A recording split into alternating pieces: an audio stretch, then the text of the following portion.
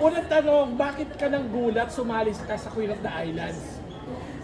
Siguro kasi kailangan ko din ng pera. 25 25 million eh. Oo, kahit Hindi sino pa ba sa dami ng endorsements mo? Kulang pa ba? Pero ibang klase yung 25 million. Also, I'm a lover of pageantry. Palagi kong first love ko ang pageantry. So, now that I'm given the chance to share the stage with my lovely sisters, and especially may Atisa Manalo tayo dito. Marami pang mga grabe veteranang pageantera talaga ng mga kasama natin. So, I'm just really excited to share the stage with us. Anong gagawin mo sa 25M? Anong gagawin ko? Bibigyan ko muna kayo. Kaya on the record yan On the record yan. Ako manalo. Recorded to. Kaya kailangan mo kailangan mo Siyempre, ganyan. aanggunan ko kayo. Ganyan. Kasi Anthony. Why should you be the first queen of the island? Why should you be The first queen of the island. I think I should be the next queen of the first? The first. I think I should be the first queen of the islands because I do everything with them. Shuvi, yung previous pageant mo. Pilipinas ba yun? Yung previous pageant mo. Yes, he loves it. Oo. I was, I think, 20. Basta very young version of me. Do you realize din na ang laki na ang strong ng stage presence mo during that time? Kahit top 10 ka rin.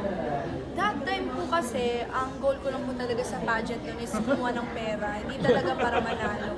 Kahit na backstage 1.5, okay na ako doon. Oo. Yun yung goal ko lang talaga nun. And it was my first ever national pageant. So, sobrang happy lang ako talaga na may experience mo.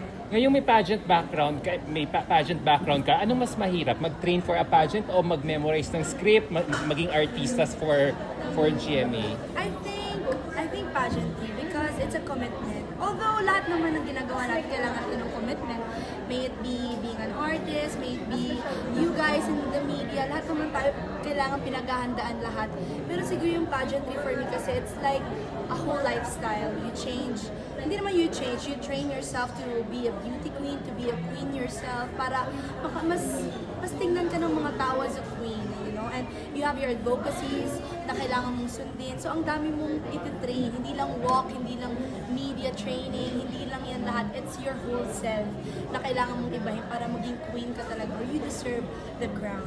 So, Sabi ng mga fans, ano daw ang tinutulong sa'yo ni Anthony sa Queen of the Islands? Anong klaseng tulong at ang mga messages ang sinasabi niya sa'yo?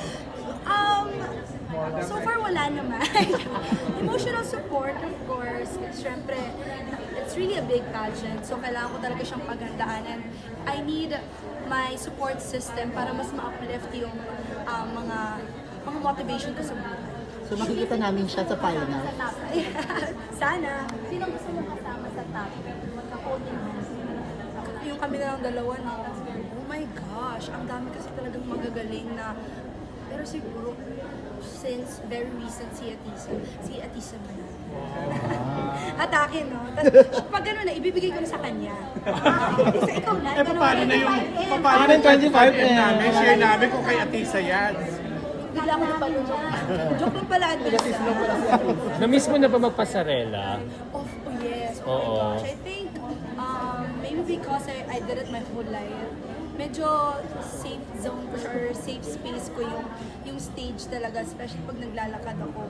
So yung mga pastoral trainings namin, it's like going back sa dati na. So hindi ka nangangalawang? Hindi ka nangangalawang? Nangangalawang din naman kasi kailangan yun ng consistency. And 5 years akong tumigil sa pageantry. So, 6 years na akong tumigil sa pageantry. So, medyo nangalawang. Pero pag nandyan naman na talaga, madali na naman. Sino nagtitrain sa'yo? Represent mo. Cebu. Cebu. Yes. Sabang intro naman, please. Ashubi. Ashubi. Sabang intro. Maayong buntag sa tanan, this is Shubi Etrata, your queen of the island, Cebu City. Wow. This side naman. I did that. Sabang intro. Okay. 1, 2, 3, go. Maayong adlaw sa tanan, this is Shubet Rata, your queen of the islands, Cebu. Dito din, no? So, bakit ang gagaling sa Q&A ng mga taga Cebu? Maayong adlaw sa tanan, this is Shubet Rata, your queen of the islands, Cebu. Shuvi, ba't ang gagaling ng mga taga Cebu pagdating sa Q&A? Oh my gosh. Feeling ko kasi grabe mag-training mga Cebuano. Tsaka kasi di ba Cebuano, ano na namin, hindi nga kami marunong mag-Tagalog, mas kaya namin mag-English. So siguro kasi media trade, and of course, maraming talagang mga agencies in Cebu na was really honing a lot of beauty queens. Kaya siguro, marami kaming Shubi, kilala ka sa industry when it comes to sa entertainment, right?